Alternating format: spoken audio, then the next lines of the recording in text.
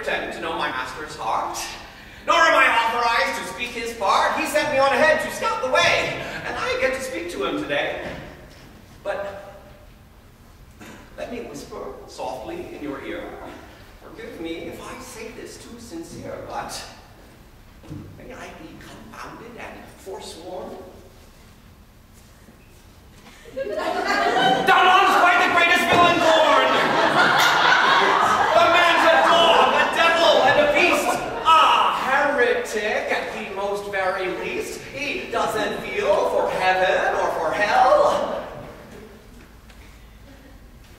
His heart is nothing but an empty shell. He doesn't care how conscience grapples us. The man's a wanton Sganarelle.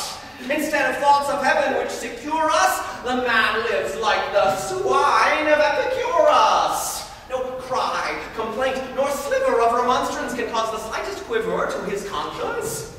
You say he wed your mistress. Fancy that. He would have wed your wife, your dog, your cat. And if he thought it might so serve his health, he fetched the preacher and wed you yourself.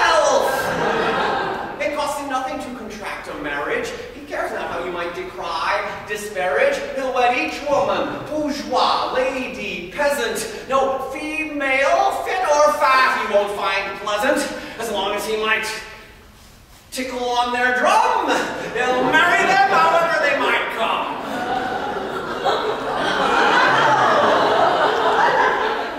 I see that you now gape and sigh and blush, and yet I paint him with my lightest brush.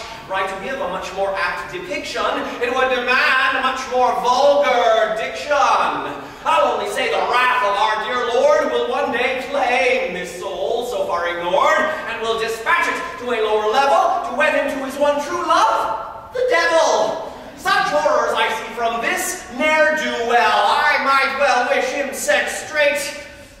I can't tell. Of all the evils, no, by far the worst is when great lords with wickedness are cursed.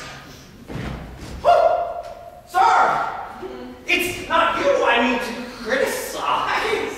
Oh, God forbid. You know what you are doing. And only heaven knows what you have brewing. But while you stand a single visionary, there are yet libertines who aren't so wary, impertinent free thinkers who propose to lead the rest of us round by the nose. And if I had a master of that type, I might suggest his thinking not quite right. I'd look him in the eye and say quite plain, how do you think your soul might hide this stain? Does not the fear of heaven give you pause to contemplate the nature of its laws? Is it for you, you worm, you little freak? It's of this other master that I speak. Is it for you to jest where we revere, to interrupt our pieties with jeer, and just because you're set up as a peer, with noble ties and no professed career, with curly wig and plumage in your hat, with lace of gold draped over folds of fat, with ribbons of a flaming reddish hue?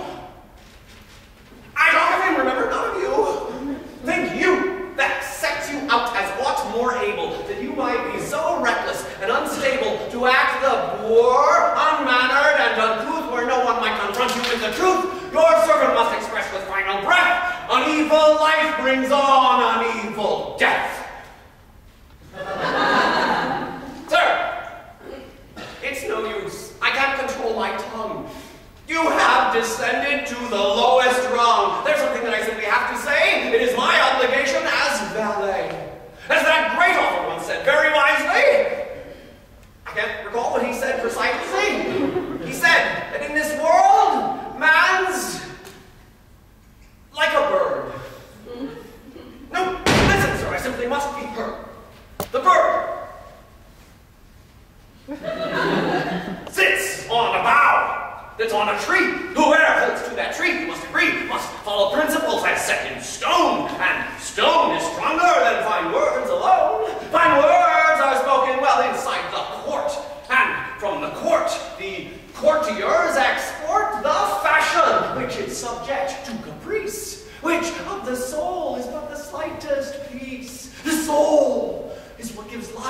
to breathe its breath, without the which the subject would be death, and death stirs thoughts of heaven in its dearth, for heaven being far above the earth we know is clearly not the water, and on the water storms cause ships to totter. These ships must have good pilots in their bow. Good pilots sail with prudence as their vow, and prudence is not in the